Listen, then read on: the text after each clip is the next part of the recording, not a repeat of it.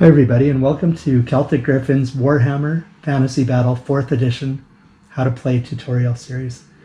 So what exactly is Warhammer Fantasy Battle? As the name might suggest, Warhammer is a mass combat tabletop miniatures game. You generally have units of plastic or metal figures which are formed into units. Each unit can have different width and lengths, often called frontage, unit frontage, and ranks. A common term for this style of game is rank and file wargaming. The game is also a fantasy system, which uses standard tropes for many mythical creatures. It has a land where there are not only humans, but also beastmen, ratmen, elves, dwarves, and undead. Most of the models are coined 28mm or heroic scale. Early Games Workshop figures, and also those of other manufacturers, were actually closer to 25mm scale. These figures were actually smaller. Games Workshop has trended to make weapons and body features bigger and bigger over the years. So a human fighter from 1985 might be a lot smaller in general than a human fighter in the current 2021 range. This might not bother some people in general. Sorry, it might bother some people. But for our purposes, I think that the figure sizes are close enough. Remember, they're short humans, tall humans as well. And again, we're playing with elves, orcs, and living undead, so suspension of these details isn't too much of a problem for most players.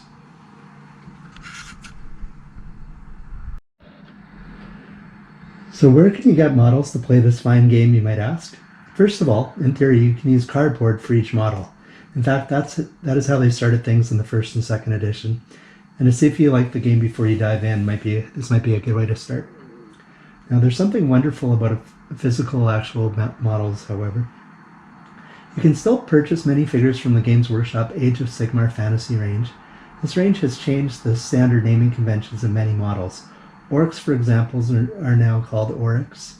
And most Age of Sigmar models do, however, have round bases.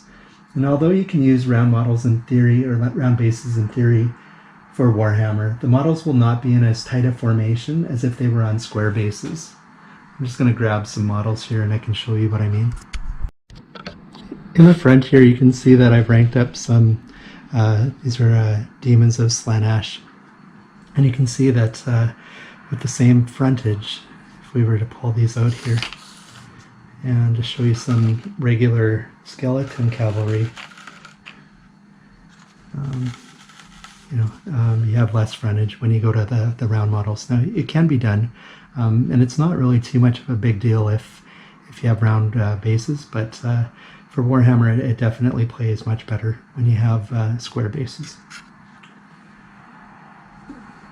Now, one thing though is most human or smaller humanoids, so for example, right over here we have some wood elf archers. They're on what's known as a 20mm size base. Orcs, however, because they're a little bit bigger, are actually on a 25mm square base. So you can kind of see the difference if I put them like that. Most monsters are based on 40mm bases. Hopefully you can see that. So they're 40mm square. And then you have cavalry models, and the cavalry models are on a 25 by 50mm base. When it comes to chariots, the chariots, usually you just put them on a base that kind of fits the chariot. Yeah, so that's different base sizes. Now, often the war machines, get an example of a war machine, they often don't even have a base. So let's have a look here. Here's a skeleton rock lobber or bone lobber, and this little base kind of works, but it certainly doesn't need to be on there. Now you can use bigger bases than recommended, but it's usually not preferred, again because the size of the base is actually important in Warhammer. Now another option for models is maybe some of the army deals from Mantic Games. Mantic's a newer company. They've been out for a little over 10 years, and kind of when Games Workshop decided to stop what's known as rank and file Warhammer, they went into and kind of picked up the slack. So that's one company that has really good fill-in models for Warhammer Fantasy. Other companies, if you're playing something that's human-based, you could seek out something from the Perry brothers. They actually did a lot of the sculpts for Games Workshop in the early days, and their models were considered some best in class for sure. Another option might be through Warlord Games. Warlord has a, I guess they do generic style, like generic undead, generic orcs, generic humans, stuff like that. War Games Foundry is another popular place to get fantasy figures. The Foundry actually has a lot of the old Citadel miniature sculpts, and almost everything that they do, I think, is still in lead, or it might be pewter. Alternative Armies is another option. I just had heard about them recently, but I got some of their figures. They usually have round bases, so you do have to mount them on a square base, but they're pretty cool, kind of old school 2nd edition, 3rd edition Warhammer vibe sculpts. Also, 3D printing is actually becoming more and more viable for Warhammer units and heroes. And so really there's lots of options out there, and a few quick searches should get you to where you want to be. Now, Warhammer has rotated through many editions over the years, so you may be wondering why play 4th edition. I thought probably the best way to describe that is just to quickly go through some of the editions of Warhammer over the years. So this white box here is the 1st edition of Warhammer, and then it evolved into the 2nd edition, which is the red kind of box beside it. This really was a combination of role-playing elements as well as tabletop miniature game elements. So the rules are relatively crunchy, pretty... lots of fiddliness, I guess, to the rules would probably be a way to describe them. The next edition, however,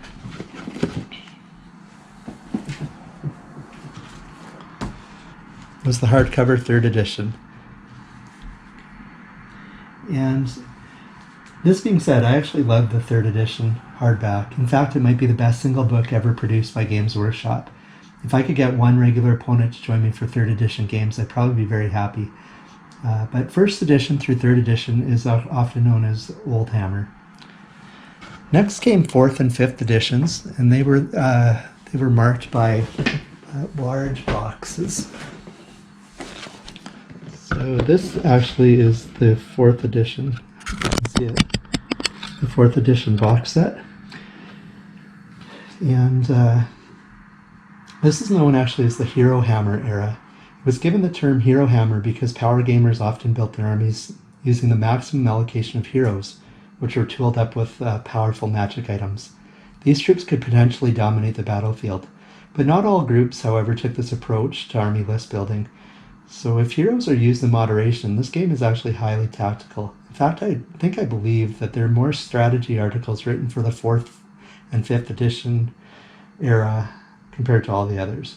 Now, though I did play 3rd edition a little bit before this edition box set came out, but 4th edition was my first real fantasy battle purchase. I'm just going to show you the box quickly of the 5th edition. Okay, this is the 5th edition of the game. Now, with the 5th edition, the magic system changed, but both of the editions have quite a bit in common. 5th edition, actually, the rulebook had many clarifications that 4th edition was kind of lacking. It provided a bit more structure, offered a few new scenarios instead of the standard pitch battle. Toward the end of 5th edition, however, the army books became more and more distorted, at least in my opinion. Every single unit seemed to have special rules. Many feel this was an attempt to get players to jump on the latest army book bandwagon. Now, the magic kind of changed as well from 4th to 5th edition. The 8 schools of magic from 4th edition were replaced into a larger single card deck. Spells can only be cast in your own turn instead of both players' turns. And towards the end of the 5th edition, many armies actually had been split. And Undead was now known as Vampire Counts, and then they later added Tomb Kings in the 6th edition. Chaos, instead of one army book, was split into Demons and Warriors instead of just being Chaos. And a new book for the High Elves was re-released, giving them really a lot of power compared to the previous book. Just wanted to make a quick note that the 4th edition box set actually had goblins, and it also had high elves. And then the 5th edition box set had lizardmen and Bretonnian. The 6th edition book had a hardcover. It also came out with a box set, and that box set was had the Empire versus Orc. And then there was the 7th edition, and that came in a box set. I don't have the 5th edition anymore, but I do have this, sorry, I don't have the 6th edition box set, but here's the 7th edition box set. It's known as the Battle for Skull Pass. And that book, it had also a small kind of playbook as well. Here's the 7th edition rulebook, and then the 8th edition rulebook. The 8th edition was marked by another box set called the Island of Blood. And this one had, again, High Elves, and it had Skaven. Now, with the advent of the 6th and 7th edition, the power creep kind of was in full effect. Each army book seemed to try to get players to switch factions. I did like the return to focus the core regiments instead of high-cost, overpowered characters. Combat became more decisive as the combat results table had a few more additions, and that actually started in 6th, such as unit strength or model count. Points for some core troops kept getting smaller, so you needed more models. They also changed the frontage from 4 wide to 5 wide to try to also eke out a little bit more cash from us. The magic system was a drastic change, moving away from cards to dice, and it worked. But I actually preferred the edition, the cards from the 4th and 5th edition era. These editions were commonly known as Middle Hammer. I really have only played a handful of games of 8th edition. Army books, however, were all lavish hardcovers with amazing quality. I don't have much experience with this version. At the end of the 8th edition, Games Workshop decided to blow up the old world. They wanted to reset, rebase, and have established players reacquire. I've yet to play a game of Age of Sigmar, though I heard it's a good system. Recently, a few more editions of traditional rank and flank Warhammer have also become available. A group started the 9th Age project. This was an attempt to continue the natural evolution of Warhammer, and also an attempt to bring back many of the units which were phased out over the years. They do change the rules a little bit, maybe more often than I would like. I've not tried the system, but it did gain some traction in my area for a while. 8th and 9th edition are usually referred to as New Hammer. Now, another recent addition to Warhammer is Baldur Asmussen's Warhammer Renaissance. He's actually put a great deal of work into making the Warhammer game exactly the edition he wants to play, and he has a large following for Warhammer players. He's actually pulled bits and pieces of the various editions and also added his own flavor and rules. There's a constant revision, or perhaps better stated, a constant evolution of work from what I've seen so far. Finally, with the death of the old world, Mantic Games launched Kings of War. It took many of the best elements, in my opinion, out of Warhammer, got rid of a lot of the extra rules, fiddliness, and condensed the game into a tight, fast-playing package. In fact, I very much enjoy Kings of War.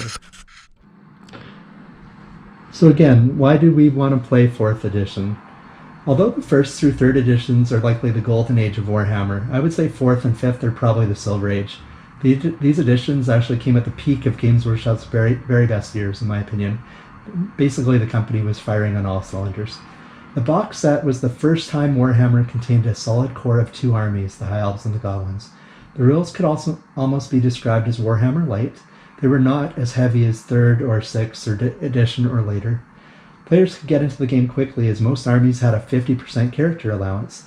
One big hero on a monster and a few troops could quickly get you into a 1,000-point game.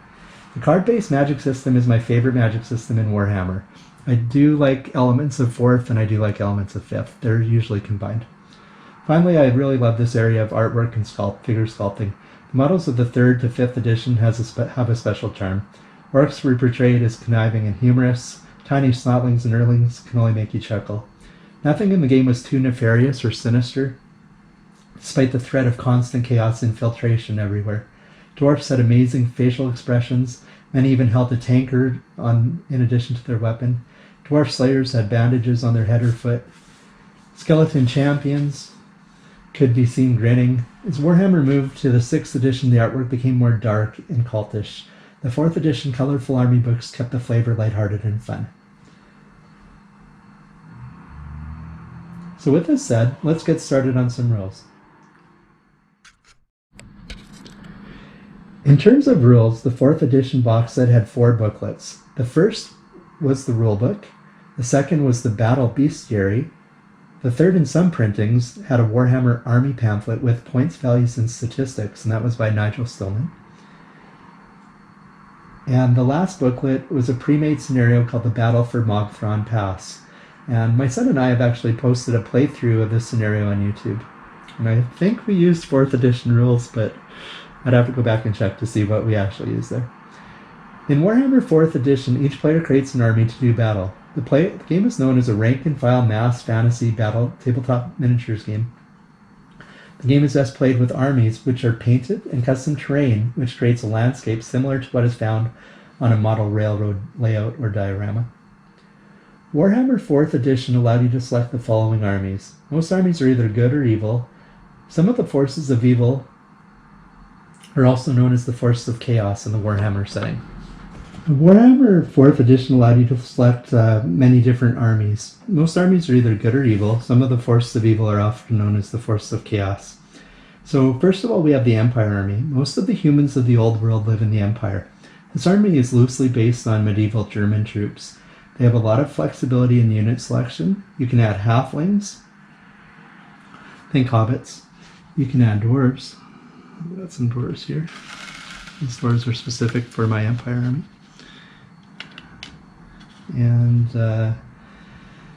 you can have ogres, you can have dwarves, you can have a wide array of knights, lots of infantry, lots of different type of shooting troops, missile troops, spearmen, and a bunch of different war machines. Alignment-wise, the Empire is considered a good army. The Orc and Goblin army probably has the most flexibility in unit selection. You can run orcs, which are big, brutish, green-skinned warriors. Orcs come in a few different varieties. There's regular orcs, big uns, which are a bit tougher, or even the super hardened black orcs. You can also run goblins, which are smaller, more fragile troops, and combine them. They're regular goblins, forest goblins, and night goblins. You have a wide array of war machines and special troops, such as trolls or even a massive giant. If orcs and goblin units are not stuck in hand-to-hand fighting, they often start fighting themselves. And this is known as animosity. Alignment-wise, orcs are considered to be an evil army. The dwarves are short but sturdy warriors. Dwarves have a wide array of specialized troops. You have regular warriors, miners, longbeards, crossbows, quarrelers, which are basically warriors with musket-like guns. Dwarves have a wide array of war machines. They always have a high leadership, which keeps them fighting longer than most troops. They also have the slowest movement.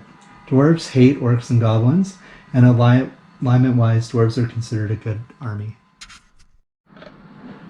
Chaos Dwarves. Now, unfortunately, this is an army that isn't easily available today.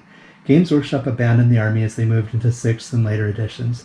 Chaos Dwarves, as opposed to their good cousins, offer a few unique war machines, some unique monsters. There's something called bull centaurs, which are basically half bull and half dwarf, and blunderbusses. They can also use some green-skinned troops, mostly as slaves. Just here we have I believe this is a Forge World Hell Cannon, this crew. We've got an older style Chaos Dwarf here. And these are actually some Mantic Abyssal Dwarves, which are great proxies and cheap proxies for Chaos Dwarves. So unfortunately, as they were only supported for a limited time, getting models for this faction can be quite expensive. Alliance-wise, Chaos Dwarves are considered to be an evil or chaotic army. Undead. In 4th edition, the Undead army captures many tropes from the horror genre. You have skeletons, zombies, ghouls, ghosts, white zombie dragons, necromancers, liches, carrion birds, and vampires. Many models cause fear, which is a powerful tool in the game. If they lose combat, however, some units turn to dust. They have iconic models which have stood the test of time. Skeletons are relatively simple to paint. This army can be slow, as many models cannot make march moves. It uses magic to help speed up troops and make them better in combat. Alignment-wise, the Undead are considered an evil army. Chaos. The Chaos Army comprises units of the 4 greater Chaos Gods, which were found in the 3rd edition Realm of Chaos hardcover books. These include Khorne, which was the most combat-oriented and bloodthirsty of the 4 gods, Slaanesh, a god of lust and excess, Nurgle, a god of pestilence and flies, and Tzeentch, a god of change and magic. All Chaos factions except Khorne have access to their own magic spells. Chaos troops are often very expensive, and armies are usually a lot smaller than their enemies. They have a huge array of different troop choices. You can have a mix of human marauders, knights, warriors, beastmen, chaos trolls, minotaurs, to name a few. You can also use demons of different gods, but they can fight amongst themselves if they're not in hand-to-hand combat.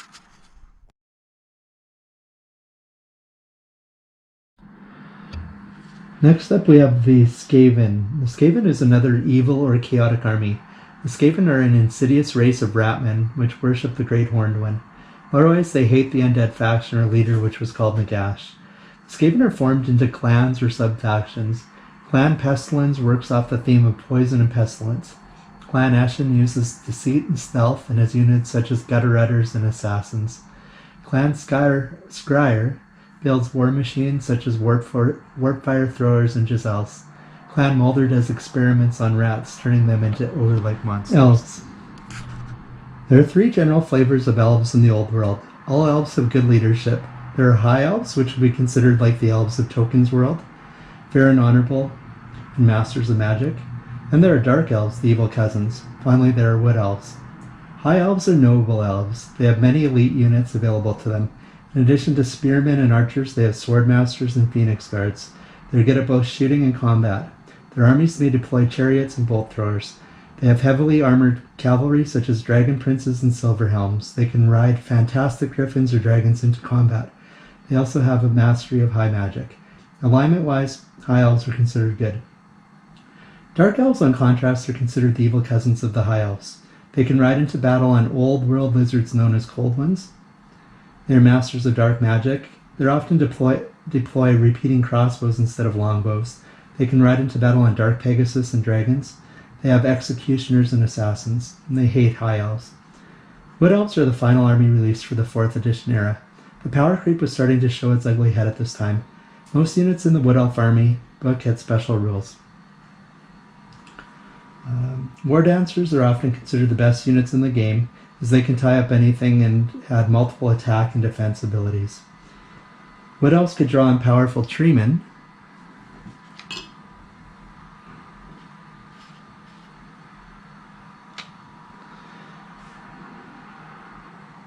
or lesser treemen known as dryads. They often use skirmish units. Their mastery of the longbow and ability to move quickly through woods made them extremely formidable. Often entire armies had bows, which could cause absolute devastation before enemy closed in hand-to-hand combat.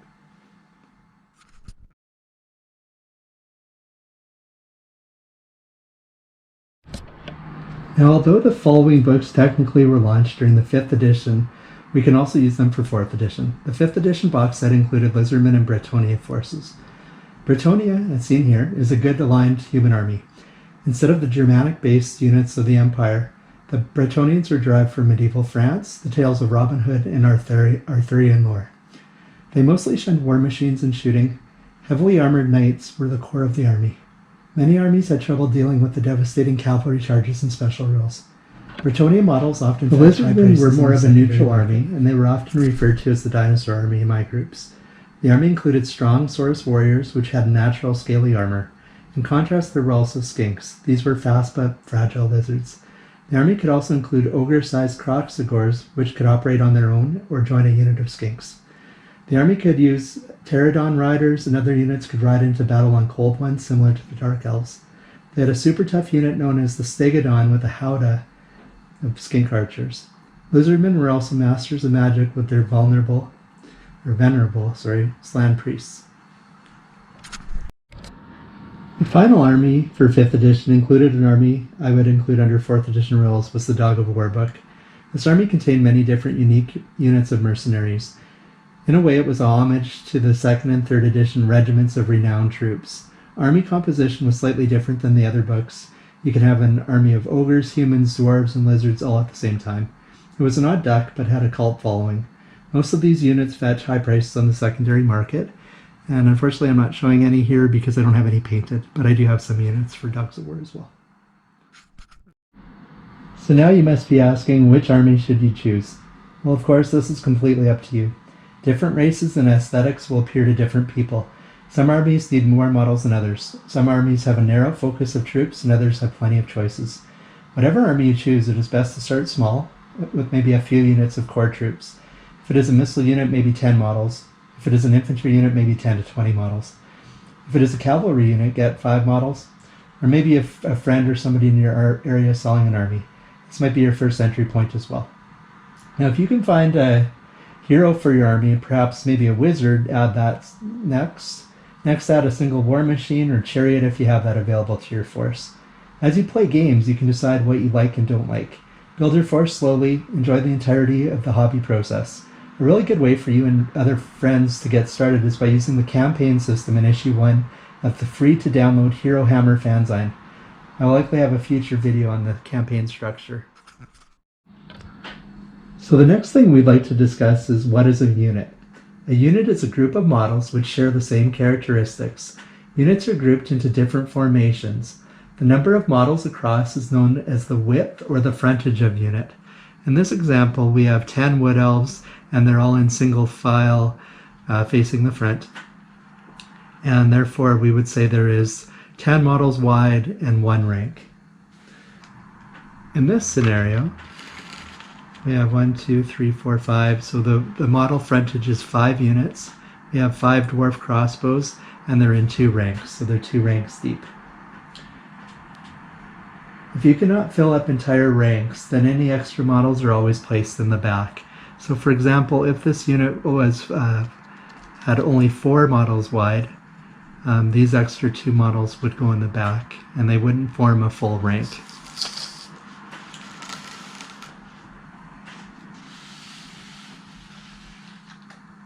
In this scenario here, we have orcs and they are 5 models wide. So the frontage is 5 models and they're 1, 2, 3, 4 ranks deep, or 4 ranks total.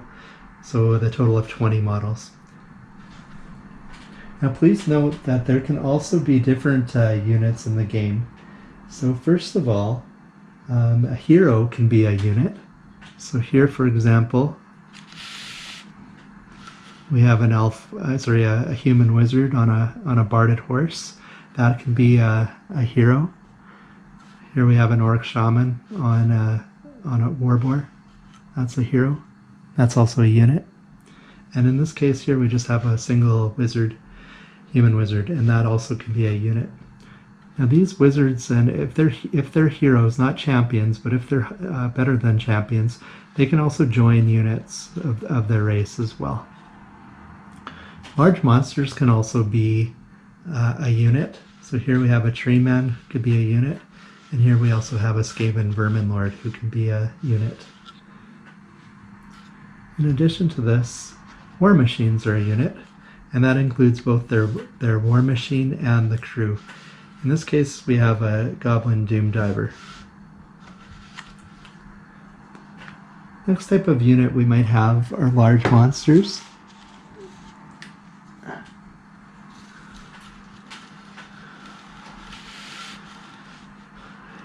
In Warhammer 4th edition, in order for a unit to, when you have a unit, they need to have 5 models minimum. And so therefore this, even though there's a bunch of models here and they're bigger than normal human-sized models, these rat ogres wouldn't be a legal unit in the game. They need to have 5 models. Finally, a chariot can be a unit. And if you have 1 chariot, it's usually a single unit of 1. But usually if you have more than 1, sometimes they have to be grouped into units. And this doesn't always, you don't always need 5 chariots to form a unit. The rules are pretty clear in the army books of how units are formed. Now that we know what a unit is, let's get into the characteristics of the figures. The combination of these characteristics forms the stat block of the unit. The first characteristic is known as movement, or M. This is the number of inches a model can move during a standard move action. The second characteristic is known as the weapon skill, or WS. This characteristic determines how easily you can strike a blow in hand-to-hand combat against your enemy. The third characteristic is ballistic skill, or BS. Yes, BS. The ballistic skill determines how easily you can strike a blow when using a missile weapon against your enemy. Missile weapons would be a sling or a bow or a crossbow, for example. The fourth characteristic is strength, or S. Once you hit an enemy with a hand-to-hand weapon, the strength value determines how easily you can kill or remove the enemy model. Strength can also be used on missile weapons when shooting. In this case, you use the weapon's strength value instead of the model's strength. War machines and spell effects may also reference a strength value. The fifth characteristic is toughness, or T. Toughness is how resilient you are to being hit by a melee or ranged weapon. The higher the value, the tougher it is to damage the model. The next characteristic is wounds, or W. This characteristic determines how much damage a model can withstand before being removed. Most creatures in the game have one wound. Heroes, monsters, war machines, and tough creatures can sometimes have more than one wound, however. Initiative, or I, is the next characteristic. Initiative tells you what order in hand-to-hand combat blows are struck. The higher the initiative, the more likely you are to strike your blows before your enemy. There is an important exception in the combat phase, and that is when you charge. Charging troops generally always go first, and then existing combats is where usually you use the initiative value. Attacks, or the A, stands for the number of blows you can make in a combat round. Most models have one attack. Heroes and monsters and wily models sometimes can have more than one attack. Finally, leadership, or LD, stands for the leadership of the model. A model with high leadership is less likely to panic when they lose combat, when they receive heavy damage from missile weapons or war machines or spells. Now, sometimes a characteristic may have a dash or 0 value on him. If this is the case, the model has no ability in that statistic. Typical examples are BS of 0, so that's the ballistic skill of 0, meaning they cannot use a ranged weapon, or another example might be if they have attacks of 0, meaning they do not get an attack in combat, and a normal horse, for example, would have an attack of 0. But a war horse usually has an attack of 1.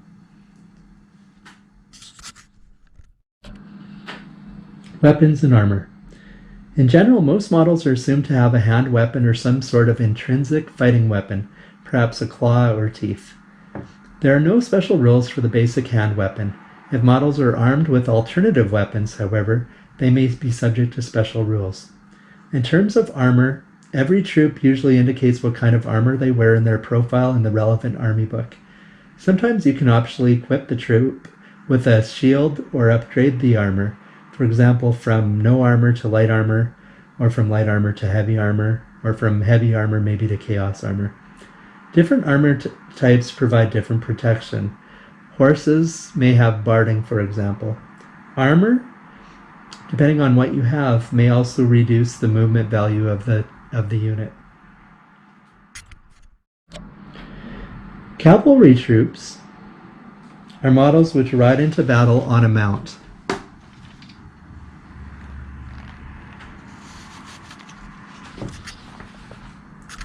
Here's an example of some undead skeleton. So they're skeletons on skeleton seeds. The mount may be a horse, a war horse, a giant wolf or boar, a giant spider, a lizard, like they're called cold ones, or more. Large monsters which are being ridden are not classed as cavalry. Cavalry mounts only have one wound. So here's another example.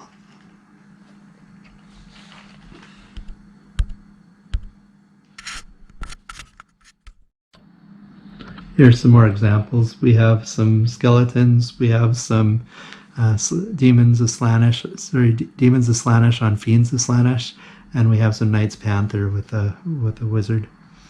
Cavalry models are not classified. Sorry, not cavalry. Chariot models are not considered cavalry models. When looking at a cavalry, the mount and the rider are considered to be one model. When looking to hurt a cavalry model that your opponent has, you always use the rider's ability score of toughness and wounds. If the cavalry is subject to any psychology, they use the rider's leadership. If the mount has an attack, the mount attacks with its own weapon skill, strength, and attacks. Standard bearers, unit champions, and musicians. Many units can have a single model which is their champion. The champions generally have slightly better statistics for some characteristics compared to an ordinary model.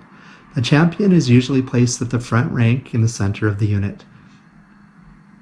A standard bearer is a banner or a flag or a totem which is held by one of the models.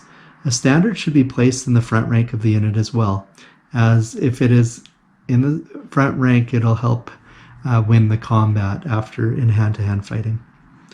A musician is a drummer here and a drummer. A musician is a model with a horn, drum, or similar instrument. They can allow the unit to attempt a reform move. Standards, unit champions, and musicians generally cost twice as much as a normal trooper. They always have the same armament of regular troops in their unit. We'll go into more details of the usefulness of these figures at a later time. Most units have a minimum model count of 5 models. Therefore, you could have 2 regular troopers, a musician, a champion, and a standard, and that could be your entire unit. Game setup. The first thing each player does is create their army. Each model has a points value which is a general reflection of their skill and importance. Often players pick a points value and bring armies up to that value. Typical values are in 500-point increments, but games can also have different sides with different points. Your imagination is your only limit here. Different models have a different base value in points. A goblin, for example, has a base value of 2.5 points. A Chaos Warrior, on the other hand, has a base value of 21 points. As you can tell, you need a lot more goblins to equal the fighting value of a single Chaos Warrior. There are many different ways you can set up the battlefield. The biggest restriction is the terrain you have. The 4th edition rules have a sample terrain generator, which also has some guidelines on how big the terrain may be, but you don't have to follow those guidelines, of course. The most common first pieces of terrain most people play with are forests, a building, and perhaps a hill or two. Maybe the entire battlefield is being fought on the top of a hill, and your battlefield has sloping sides all across it. Or perhaps the battle was in the center of 3 rivers, with only one bridge as a retreat. Again, anything's possible. A scenario game may dictate the type of troops you fight with and the terrain placement. Someone can set up the terrain while waiting for the other opponent to arrive. In this case, the newly arrived opponent usually chooses which side they want to deploy their forces onto. Or you can roll off as well, with the highest roller setting up the first unit. Another alternative is to roll off to see which player places the first piece of scenery. When a player wants to stop, the other side can deploy one additional piece if they wish. When placing terrain, the object is to create a fun and fluid battlefield. Deployment and choosing sides. Again, the scenario you are using can dictate where each army is deployed and which side they are deployed on. Otherwise, both players can roll off with the high roller choosing the side they want. In most games, the players will deploy on the long table edge instead of the wide edge.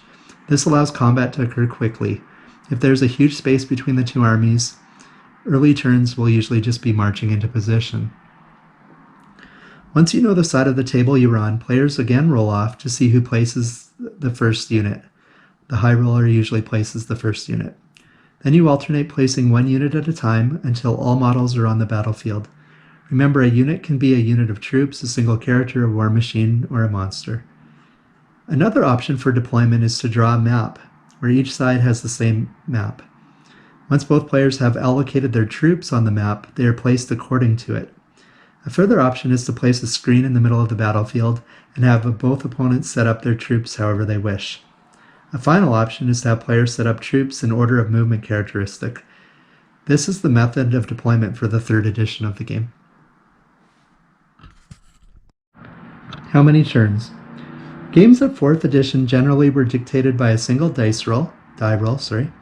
1 or 2 had 4 turns in the game, and 3 or 4 had 5 turns, and a 5 or 6 had 6 turns. Alternatively, you could play until a certain time limit. Maybe everybody has to pack up at 10 o'clock. Or instead, you could play until one side is totally eliminated. Just make sure this is known and agreed to by both players before you begin. So decide on the end game condition. Who wins? In most standard games, you determine a victor at the end of the final turn. Players get a victory point for each table quarter they own. i.e. if you have no enemy models in that quarter. If you kill the enemy general, or if it's fleeing at the end of the game, you get an additional victory point. If you capture an enemy army battle standard bearer, you also get a victory point. Finally, you get a victory point for each enemy unit which is destroyed or fleeing at the end of the battle. If a unit costs 150 points, for example, it would be worth 2 victory points. If it was 101 points, technically it would also be 2 victory points. And if the unit costs 98 points, it's only worth 1. The system was changed a bit in future editions in how the victory points are allocated, but in 4th edition it's a very simple system, straightforward. Scenarios will usually have different requirements to determine who won the game. The turn sequence. After both sides are deployed and the number of turns are determined how the game ends, then the game actually can begin. Each turn has the following phases.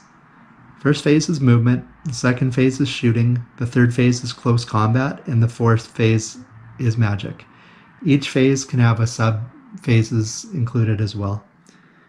Now each side completes all steps in order, then the next side completes the same steps. So side 1, or player 1 would do all their movement, all their shooting, all their close combat, and all their magic. And once that's complete, then we would go to player 2 and they would complete that as well. Once both sides have completed the sequence, the turn is now complete. In the next video segment, we will explore details regarding the first phase of the game, the movement phase. There's a lot of information in this video, however, and I truly hope it was clear and helpful to you. Thank you again for watching the How to Play Warhammer 4th Edition video series. Take care, and we'll see you soon.